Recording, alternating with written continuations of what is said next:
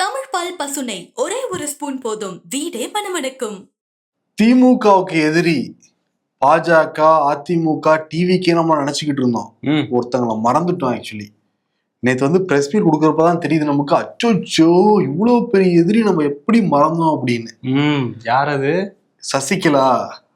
கண்ணு கெட்டின தூரம் வரைக்கும் எதிரியே இல்லைன்னு வந்து திமுக நினைச்சுக்கிட்டு இருக்கு. நான் ஒருத்தர் இருக்கிறத மறந்துட பேசிக்கிட்டு இருக்காங்க. மன்னார்குடியில தான் நிக்கிறேன் நானு அப்படின்றாங்களா? இனிமேலு பாருங்க இந்த எதிரி என்ன பண்ண போறேன் அப்படின்னு சவால்லாம் கொடுத்துருக்காங்க. தை பிறந்துருச்சு இல்ல, அதனால வந்து சவால் கொடுத்துட்டு இருக்காங்க. ஆனா திமுக அவங்கள மறந்துட்டாங்கிறத விடலாம். சித்தி சித்தின்னு பாசமா கூப்பிட்டுட்டு இருந்த அவங்க மகனே அவங்கள மறந்துட்டாங்க. இதெல்லாம் அவங்க கண்ணுக்கு தெரியாது. திமுக மறந்தது மட்டும் தான் தெரியுதா? ஒரு மகன் இல்லப்பா, மகன்கள் எல்லாரும் மறந்துட்டாங்க. போயஸ் கார்டன்ல வந்து நீங்க தாம்மா வரணும், நீங்க தாம்மா வரணும்னு அவங்க வந்து நான் எப்படிப்பா அப்படின்னாங்க. கடைசியில அப்படியே தூக்கிட்டு போய் அலாக்கா வந்து பெங்களூர் சீரியல் வந்து வச்சிருந்தாங்க. 4 வருஷம் கழிச்சு வந்தாங்க. ஏதோ பண்ண போறாங்க, ஏதோ பண்ண போறாங்கன்னு பார்த்தா திருப்பி போயஸ் கார்டன்ல ஒரு வீடு கட்டி செட்டில் ஆயிட்டாங்க அவங்க. ஆமா, இப்ப இந்த ஒரு எதிரி இருக்கிறத மறந்துட்டு திமுக ஆட்டம் போட்டுக்கிட்டு இருக்குங்கிறாங்க. அதுதான் இவங்க இருந்து தெரிஞ்சா ஆட்டம் போட மாட்டாங்களோ? இப்பதான் தெரியும்னு நினைக்கிறேன் திமுகவுக்கு. பாஷாவா மாற போறாங்கன்னு நினைக்கிறேன். ஐயோ பெங்களூர் பாஷாவை நம்ம மறந்துட்டோமே அப்படின்னு. இன்னைக்கு வந்து சசிகலா ஆதரவாளர்கள் கூட ஒரு மீட்டிங் போட்டுக்கிட்டு இருக்காங்களாம். இந்த தேர்தல் நம்ம என்ன பண்ண போறோம், நம்ம என்ன மாதிரி ஸ்ட்ராட்டஜி பண்ணலாம் ஜெயிக்கிறதுக்கு அப்படின்னு. யார் அது ஆதரவாளர்கள்? தினகரனுக்காவது 2-3 பேரும் நமக்கு தெரியும். சசிகலாவுக்குலாம் யாருன்னே தெரியலையே. கண்ணு கெட்டின தூரம் வரையும் ஆதரவாளர்களை தான் காணோம். ஒரு அக்கா இருந்தாங்க பக்கத்துல, அவங்களுமே கிளம்பிட்டாங்க. அவங்க ரியாக்ஷன் கொடுத்து ட்ரெண்ட் ஆனாங்க. அவங்களே கடைசியில ஓவர் ரியாக்ஷன் பண்ணிட்டு போயிட்டாங்க. இப்ப அம்மா வந்து ஓவர் ரியாக்ஷன் பண்ணிட்டு இருக்காங்க, ஸ்மால் மம்மி. ஓகே. இன்னொரு பக்கம் எடப்பாடி பழனிசாமி. ஏன்னா நாடாளுமன்ற தேர்தல்ல திமுக எதெல்லாம் பண்ணிட்டு இருந்தாங்களோ அடுத்த நாளே அதிமுக பண்ணிக்கிட்டு இருந்தாங்க. ஆமா, இவங்க வந்து ஒரு தேர்தல் தயாரிக்கிற அறிக்கை குழு போட்டாங்கன்னா ஏடிஎம்கேவும் போடுறது, விருப்பம் விருப்பம் வாங்குறது. போன டைம் பெரிய அவப்பேர் வந்துருச்சு ஏடிஎம்கேவுக்கு. இந்த முறை பாருங்க நாங்க முந்திக்கிறோம் அப்படின்ட்டு எல்லாத்தையுமே வந்து முந்தி வேகமா செயல்பட்டு இருக்கிற எடப்பாடி பழனிசாமி. அந்த வகையில தை பிறந்தவனே வாக்குறுதி வந்து அள்ளி வீசினார். முக்கியமான 5 வாக்குறுதிகள். எம்ஜிஆர் பிறந்த நாள் அன்னைக்கு ஆஃபர் மாதிரி அறிவிச்சு விட்டாரு. குலவிளக்கு 2000 ரூபாய் நான் கொடுக்க போறோம், ஆண்களுக்கு பேருந்துகளில் இலவசம். இது ஆம்னி பேருந்துல நீங்க சொல்லியிருந்தீங்கன்னு வச்சோங்களேன், வெளியூர்ல போற எல்லாருமே உங்களுக்கு ஓட்டு போறதுக்கு ஒரு வாய்ப்பு இருக்கு. சிஎம் இல்ல பிஎம்ஏ ஆக்கிருவோங்கிற மாதிரி சில பேர் கிளம்புவாங்க. பாதிக்கப்பட்டிருக்காங்க. இப்பதான் நேற்று எவ்வளவு பேர் நம்ம நேரில் நமக்கு மெசேஜ் அனுப்பிச்சிருந்தாங்க. திருநெல்வேலியில இருந்து சென்னைக்கு வரதுக்கு நேற்று 6000 ரூபாய் டிக்கெட்டு. 6000 ரூபாயா? ஓ, நான் 12,000 ரூபான்னு நினைச்சேன். அப்படிலாம் சொன்னாங்க சில பேரு. 2 டிக்கெட் 12,000 ரூபாய். 2 டிக்கெட்டா? சரி சரி. ஆமா, இந்த மாதிரி தான் போய்கிட்டு இருக்கு. பட் குலவிளக்குங்கிறது வந்து அறிவிச்சிருக்காரு. ஓகே. அதே மாதிரி ஆண்களுக்கு இலவசம். ஆமா, இந்த மாதிரி பல விஷயங்கள் அறிவிச்சிருக்காருல. சரி, திமுக சைட்ல இருந்து என்ன ரியாக்ஷன்னா, இதெல்லாம் சும்மா சொல்றாரு, மக்கள் அவரை நம்ப மாட்டாங்கிற மாதிரி தான் அமைச்சர்கள் வந்து டீல் பண்றாங்க. குறிப்பா மனோ தங்கராஜ் வந்து கொஞ்சம் வித்தியாசமா டீல் பண்ணுவோமேனு அவர் என்ன சொல்றாருன்னா, நாங்க 1000 ரூபாய் கொடுப்போம்னு 2021 தேர்தல் வாக்குறுதியை அறிவிச்சப்ப நிதி சுமை அதிகமா இருக்கு, கடன் சுமை அதிகமா இருக்கு, இதெல்லாம் பண்ணவே முடியாதுன்னு சொன்னாரு அப்போ முதல்வரா இருந்த எடப்பாடி. இப்ப அவரே வந்து 1000 ரூபாய் இல்ல 2000 ரூபாய் தரோம்னு சொல்றாருன்னா நிதி நிலைமையை நாங்க சரி பண்ணிட்டோம். இதுக்கு ஒத்துக்கிட்ட அதிமுகவுக்கு பாராட்டுக்கள்னு அவர் வந்து ஒண்ணு வாசிச்சிருக்காரு. அதே மாதிரி அந்த பிரஸ் மீட்ல வந்து ஆனா எடப்பாடி என்ன சொன்னாருன்னா, நிதி நிலைமையெல்லாம் சீராகல, நாங்க திறமையா நிர்வாகம் பண்ணி அதெல்லாம் சரி பண்ணி நாங்க கொடுப்போங்கிற மாதிரி அவரு சொன்னாரு. அதே பிரஸ் மீட்ல ஓபிஎஸ் பத்தி எப்ப கேட்டாலும் அவர் வந்து தவிர்த்துருவாரு. ஆனா அன்னைக்கு ஓபிஎஸ் பத்தி கேட்கும்போது சூழலை பொறுத்து முடிவு எடுப்போம் அப்படின்னு வந்து சொல்லியிருந்தாரு. ஓபிஎஸ்னா பன்னீர்செல்வம் இல்ல, அந்த ஓல்டு பென்ஷன் ஸ்கீம், அதை பத்தி பழைய ஓய்வூதிய திட்டத்தை பத்தி முடிவெடுப்பீங்களா, திரும்பிய ஆட்சிக்கு வந்தாங்கன்னா அதை பத்தி நாங்க யோசிச்சு முடிவெடுப்போம் அப்படிங்கிற மாதிரி சொல்லியிருந்தாரு.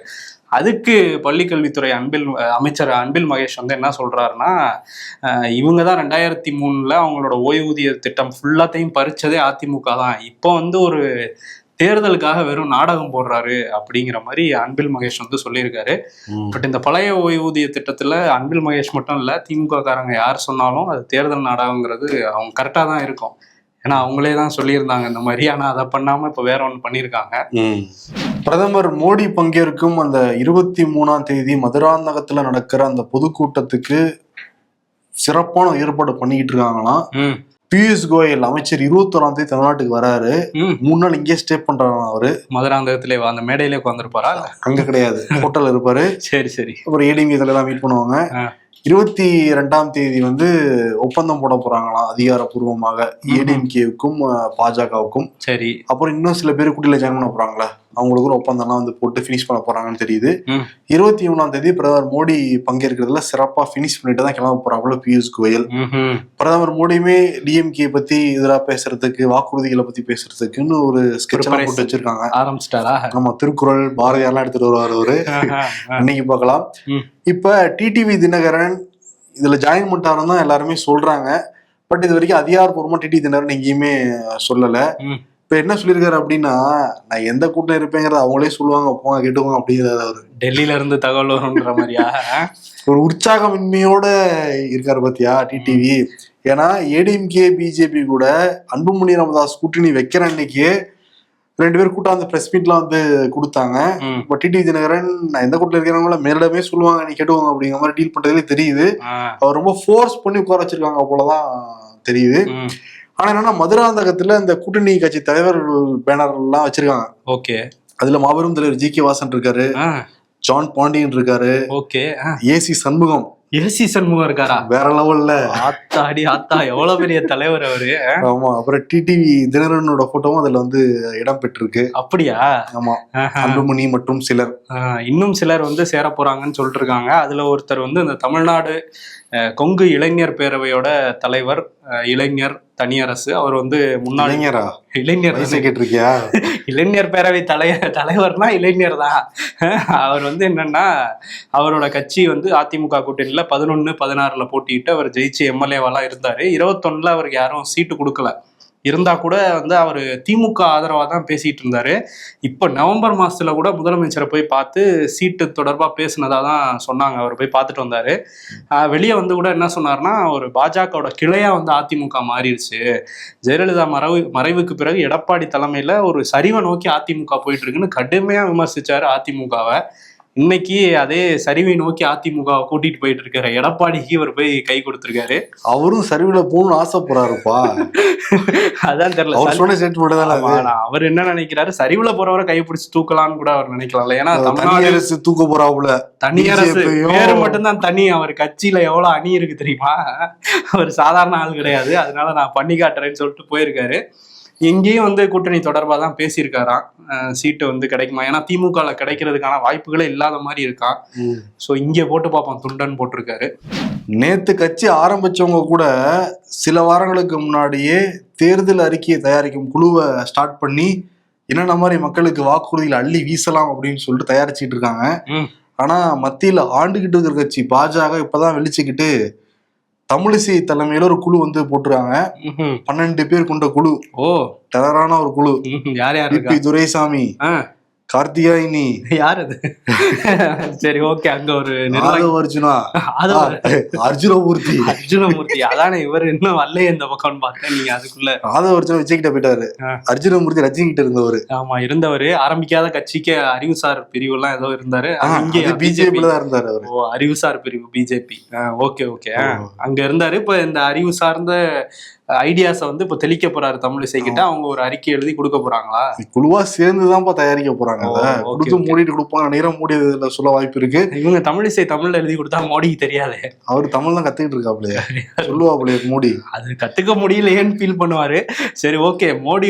மோடியை பத்தி பேசுறோம்ல. அவர் என்ன சொல்றாருன்னா, இந்திய மக்களோட முதல் வாக்கு, அதாவது வாக்கு செலுத்தணும்னு இந்திய மக்கள் யாருக்கு நினைக்கிறாங்கன்னா பிஜேபிக்கு தான் வாக்கு செலுத்தணும்னு நினைக்கிறாங்க. அதே இவரு சொல்றாரு. தேர்தல் ஆணையம் தானே சொல்லணும். இல்ல, அவர் கட்சிக்கு அவர் சொல்லலாம்ல.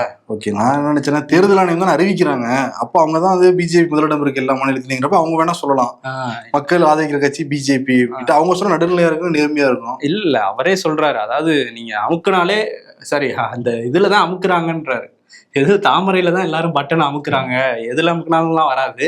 தாமரையில தான் எல்லா மக்களும் அமுக்குறாங்க. ஃபர்ஸ்ட் சாய்ஸா பிஜேபி தான் இருக்குன்னு சொல்றாரு. எதை வச்சு சொல்றாருன்னா, மகாராஷ்டிராலையும் நாங்க இப்ப இந்த உள்ளாட்சி தேர்தலில் ஜெயிச்சிருக்கோம், இதுலயும் ஜெயிச்சிருக்கோம், பீகார்லயும் 20 ஆண்டுகள் எங்க கூட்டணி ஆட்சி இருந்தா கூட மக்கள் இன்னும் எங்களுக்கு தான் வாக்களிக்கிறாங்க, காங்கிரஸே இல்லாம போச்சுங்கிற மாதிரி பேசியிருக்காரு. இதுக்கிடையில வந்து மத்திய அரசு ஏற்கனவே வந்து தமிழ்நாட்டுக்கு மெட்ரோ திட்டங்களை நிராகரிச்சுட்டாங்கன்னு ஒரு குற்றச்சாட்டு இருக்கு. இதே மாதிரி ஓசூர்ல தமிழ்நாட்டோட தொழில் வளர்ச்சிக்காக ஒரு ஏர்போர்ட் ஏர்போர்ட் வேணும், அது பெங்களூர் பக்கத்துல இருக்கு அப்படிங்கிற மாதிரிலாம் ஒரு கோரிக்கை ரொம்ப காலமா இருக்கு.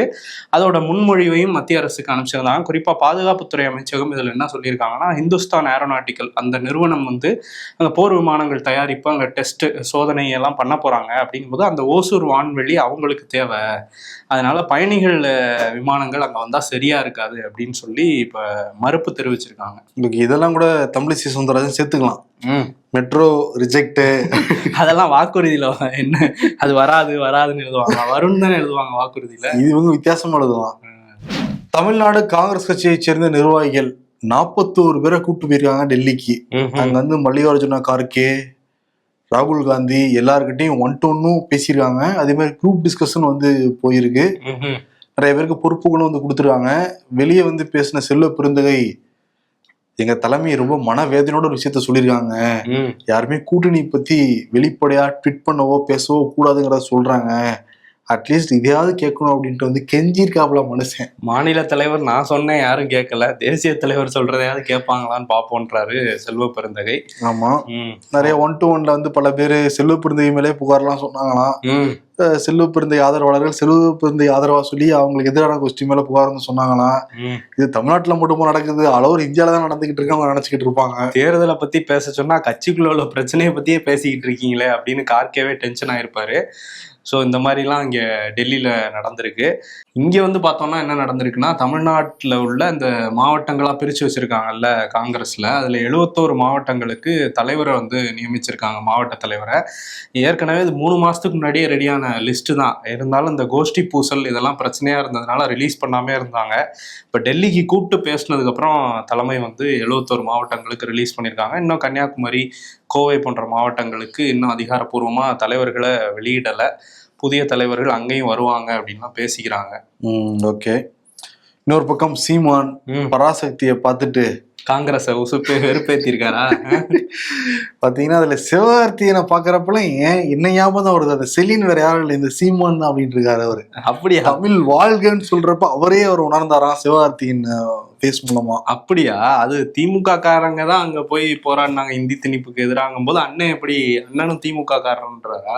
அண்ணன் திமுகன்னு சொல்லல, அந்த தமிழ் வாழ்கன்னு நான் தான் எல்லாருக்கும் சொல்லிக்கிட்டு இருக்கேன். அந்த செலினே வராங்க, நான் தாங்க அப்படிங்கிறாரு அண்ணன். அண்ணனே வச்சே எடுத்துருக்கலாம், மிஸ் பண்ணிட்டாங்க. சுதா அவங்கராக நெக்ஸ்ட் படத்துக்கு அண்ணன் வச்சு ட்ரை பண்ணலாம். எலெக்ஷன் ரிசல்ட் வந்தோடனே அண்ணன் கிளம்ப மாட்டாருக்கே தான் இருப்பாரு. முதலமைச்சர் மு.க. ஸ்டாலின் தேசிய அளவிலேயே தமிழ்நாட்டை நான் கொண்டு போற பாருங்கன்ட்டு ஒரு விஷயத்த பண்ணியிருக்காரு. என்னன்னா, அந்த சாகித்ய அகாதமி விருதுகள் வந்து வருஷந்தோறும் கொடுத்துட்டு இருப்பாங்க. இந்த வருஷம் நிகழ்ச்சியெல்லாம் ரத்தாயிடுச்சு, அதில் RSS தலையீடு இருக்கு, அதுலேயும் அவங்க ஆட்களுக்கு தான் கொடுக்குறாங்கன்னு பல குற்றச்சாட்டுகள் சாகித்ய அகாடமியை சுற்றி போயிட்டு இருந்தது.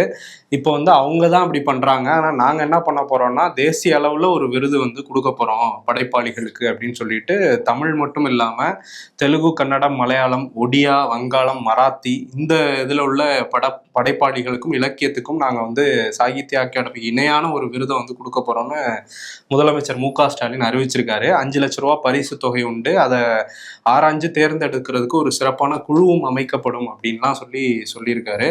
நல்ல விஷயம்தான். கலைப்படைப்புகள் எல்லா பக்கமும் போய் ரீச் ஆச்சுன்னா நல்லது தானே. இந்த வருஷம் ஏதாவது ஒரு புத்தகத்துக்கு சாகித்ய அகாடமி விருது கிடைச்சிருந்தது அப்படின்னா இந்த புக் ஃபேர் நல்லா சேல் ஆயிருக்கும், நிறைய பேர் வாங்கியிருப்பாங்க அந்த புத்தகத்தை. பட் சாகித்ய அகாடமி மிஸ் பண்ணிடுச்சு அதை. டிவிகே தலைவர் விஜய் கரூர்ல செப்டம்பர் 27ஆம் தேதி கூட்ட நெரிசல்ல 41 பேர் இறந்து வந்து போனாங்க.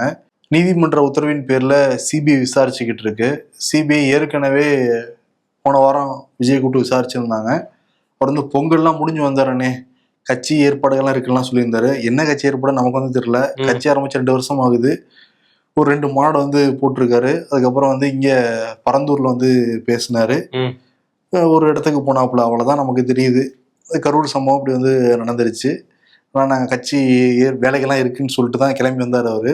இப்போ முடிச்சிடுச்சு கட்சி நிகழ்ச்சி, பொங்கல்லாம் முடிஞ்சிச்சுல, கிளம்பி வாங்கன்ட்டாங்க சிபிஐ. இன்னைக்கு காலையில ஜான் ஆரோக்கிய சாமி, டிவிகேவுடைய ஸ்ட்ராட்டஜிஸ்ட், அவர் விஜய் சேர்ந்தாங்க போயிருக்காங்க. விஜய் கிட்ட நிறைய கேள்விகள் வந்து கேட்கப்பட்டிருக்கு. நிறைய பேர் மயங்கி விழுகிறத நீங்க வந்து பார்த்துருக்கீங்க, பார்த்ததுனாலதான் தண்ணியே நீங்க எடுத்து கொடுத்துருக்கீங்க, அப்ப தண்ணியோட நீ ஏற்பாடு வந்து பண்ணலையா, எதனால வந்து அந்த சம்பவம் நடந்த உடனே நீங்க சென்னை கிளம்பி போனீங்க, இந்த மாதிரி பல கேள்விகள் வந்து கேட்கப்பட்டிருக்கு. விஜய் தரப்புல இருந்து பதிலும் வந்து சொல்லப்பட்டிருக்குன்னு சொல்றாங்க. இதெல்லாம் தாண்டி மாநாட்டுக்கு வெளிநாட்டுல இருந்து ஃபண்ட் வந்து இருக்குங்கிறதையும் கிளப்பி விட்டுருக்காங்க. அதுவும் வந்து பேசப்பட்டதா தகவல் தான் இது. ஓஹோ, ஆமா. ஓகே. அப்போ வந்து பார்ப்போம் 23ஆம் தேதிக்குள்ள என்ன நடக்குது அப்படின்ட்டு. இன்னொரு பக்கம் வந்து தேர்தல் அறிக்கை குழு வந்து அவர் ஆலோசனை கூட்டமும் இன்னைக்கு நடத்தியிருக்கு. நாளைக்கு நடத்துறாங்களாம். இன்னைக்கு வந்து அதுக்கான அறிவிப்பு வந்திருக்கு. எல்லாரும் வந்துருங்கன்னு புஷி ஆனந்த் தலைமையில அந்த கூட்டம் வந்து நடக்க போதான். என்னென்ன வாக்குறுதிகள் கொடுக்கலாம் அப்படின்னு பேச போறாங்களாம் பனையூர்ல. ஓகே, புஷி ஆனந்த் பரவாயில்ல, கட்சியெல்லாம் ஈடுபடுறாப்லையே. ஜனநாயக படம் ரிலீஸ் ஆகணும்னு கோயில் வீடா சுத்திக்கிட்டு இருந்தாப்புல அவரு.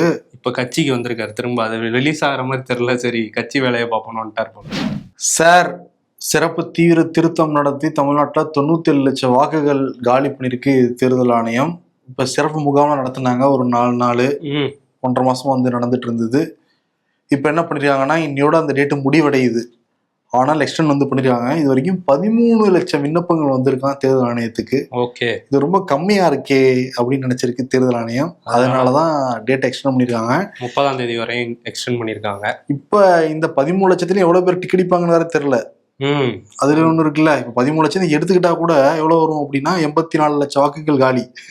ஆமா, எப்படி பார்த்தாலும் ஒரு பெரிய நம்பர்ஸ் வந்து காலி ஆயிருக்கு. சரி, இங்க நம்பர்ஸ் காலியாச்சு. அங்க வந்து கேரளால என்ன நடந்திருக்குன்னா, அங்க கேரளா மாநிலத்தோட தலைமை தேர்தல் அதிகாரி ரத்தன் கேல்கர், நீங்க யார், நீங்க இந்தியனாங்கிற மாதிரி அவர்கிட்டே கேட்டிருக்காங்க. ஏன்னா அவரோட வாக்கையே நீக்கியிருக்காங்க தேர்தல் ஆணையம். Very good. தேர்தல் ஆணையம் என்னதான் தேர்தல் ஆணையரா இருந்தாலும் நாங்க நேர்மையா நடுநிலைமையா செயல்படுவோம்னு காட்டியிருக்காங்க. பட் அவர் அப்புறம் ஏன் தேர்தல் ஆணையரா நியமிச்சாங்கன்னு தெரியல. அவர் மேல முன்னாடியே சந்தேகம் இருந்தா நீங்க யாருன்னு கேட்டு அவரை நியமிச்சிருக்கவே கூடாது. இந்தியன் சிட்டிசனே கிடையாது அவரு சிட்டிசன் தானே. ஆவணத்தோட போய் ஆஜராயிருக்காரு அந்த ஹியரிங் நோட்டீஸ்க்கு. போய் அந்த தேர்தல் அதிகாரி முன்னாடி தேர்தல் ஆணையர் ஆஜராகி, சார் நான் இந்தியன் தான் சொல்லிட்டு ஆவணங்கள்லாம் கொடுத்துருக்காரு.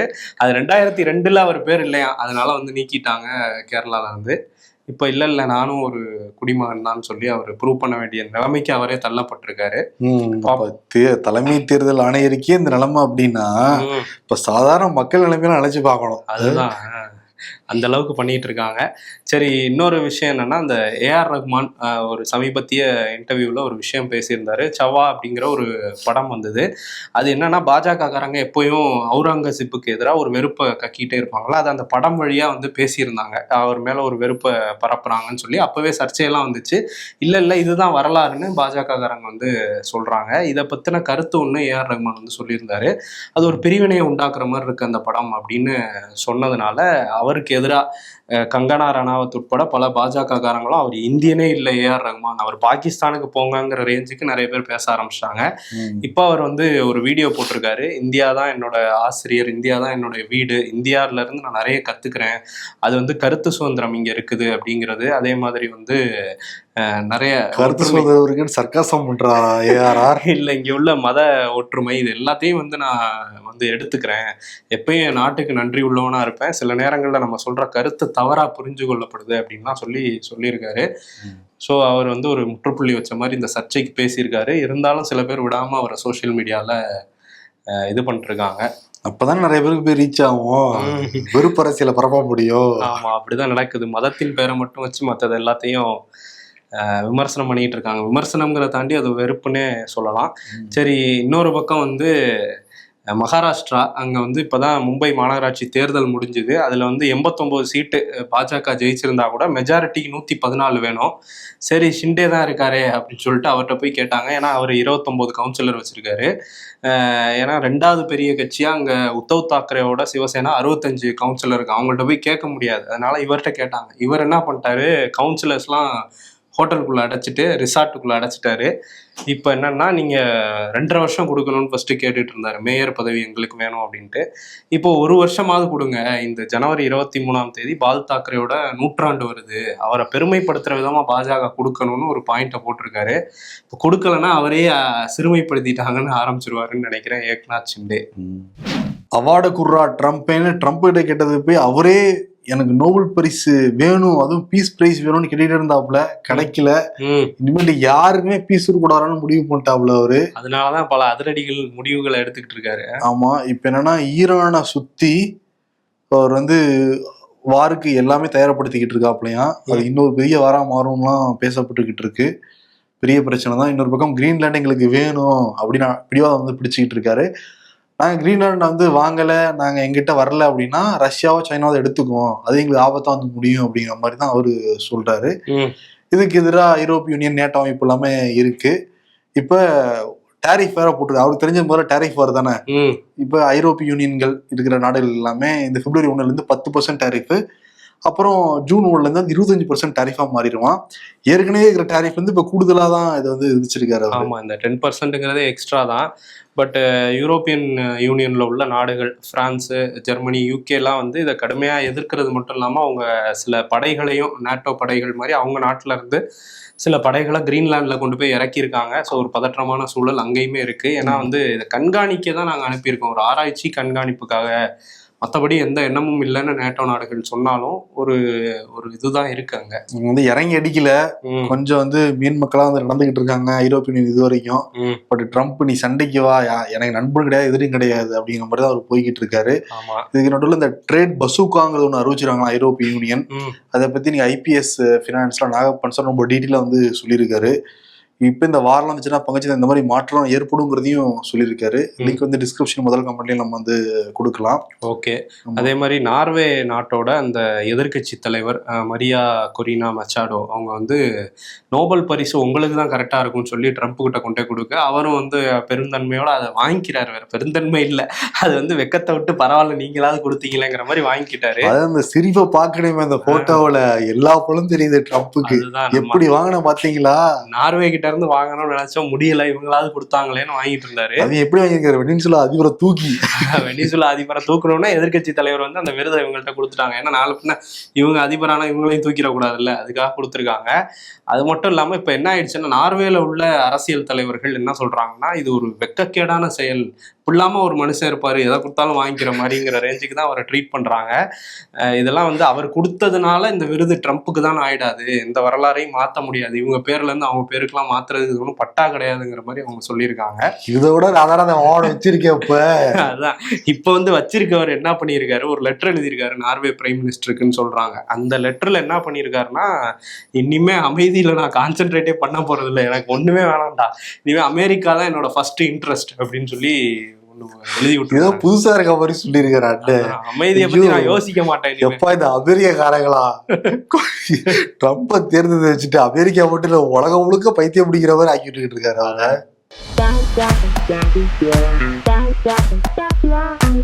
அரசியல் கட்சி ஆரம்பிச்சுட்டு அரசியலே பேசாம பண்ணாம இருக்க கட்சிய இப்பதான் நான் பாக்குறேன் அப்படின்றாங்க.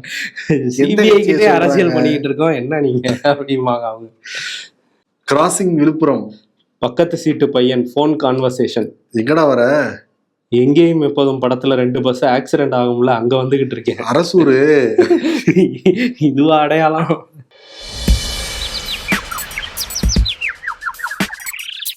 ஊர்ல இருந்து சென்னை வர நேரமும் சென்னைக்குள்ள நுழைந்து வீட்டுக்கு போகும் நேரமும் ஒரே நேரமா? அவ்வளவு நேரம் ஆகுது. 4 நாள் லீவ் முடிஞ்சு வேலைக்கு போற வழியை அனுபவிச்சிருக்கீங்களா சார்? அது பெரிய வழிதான் சார், அனுபவிச்சுக்கிட்டு இருக்கேன் சார். நான் அனுபவிக்கல, ஏன்னா 4 நாள் லீவே இல்லை. அரசியல்ல இதெல்லாம் சாதாரணமாப்பா. இன்னைக்கு விருது பிரதமர் மோடி எடப்பாடி பழனிசாமிக்கு கொடுத்துடலாம். ஏன்னா மதுராந்தகத்துல 23ஆம் தேதி மேடையில ஏறி 2026 தமிழ்நாடு மக்கள் இசை மனையில் நினைய தயாரான்னு கேட்க ரெடி ஆகிட்டு இருக்காங்களா 2 பேருமே. என்னென்ன பாட போறாங்களோ தெரியல. சரி, மேடையில ஏறுறதுக்கு முன்னாடி மதுராந்தகம் ஏரியில எப்படி வந்தியத்தேவன் மாதிரி குதிரையில வருவாங்க, கோரஸ் பாடுறதுக்கு தான் இருக்காங்களே, கூட்டிட்டு போயிருக்காங்களா மாதிரி எஸ் மாதிரி. அந்த மாதிரி கூட்டணி வாய்ஸ் எல்லாம் பாட, மோடி மேடை ஏற, டான்ஸ் ஆட ஒரே கூத்தா இருக்க போது 23ஆம் தேதி. இதுல புதிய கட்சிகள் வரும்ன்றாங்க. யார் அந்த மேடையில புதுசா ஏற போறாங்கன்னு பாப்போம். மேபி அங்க இருந்து டெல்லியில இருந்து இன்னொருத்தர் ஸ்ட்ரெயிட்டா இறங்கி மேடையில இருந்து வரோம், போய் மேடையில ஏறுங்கள்னா இறக்கி விட்டுருவோம் அப்படிங்க போறாங்க. சரி, ஓகே. இன்னைக்கு ஷோ பிடிச்சிருந்ததுன்னா, ஏன் சிரிச்சிருந்தீங்கன்னா லைக் பண்ணுங்க, நிறைய பேருக்கு ஷேர் பண்ணுங்க. எலெக்ஷன் ரொம்ப பரபரப்பா போயிட்டு இருக்கிறதுனால உங்களோட ஆதரவு எப்போதும் எங்களுக்கு முக்கியம். நன்றி. நன்றி. தமிழ் பால் பசுனை ஒரே ஒரு ஸ்பூன் போதும், வீடே மணமணக்கும்.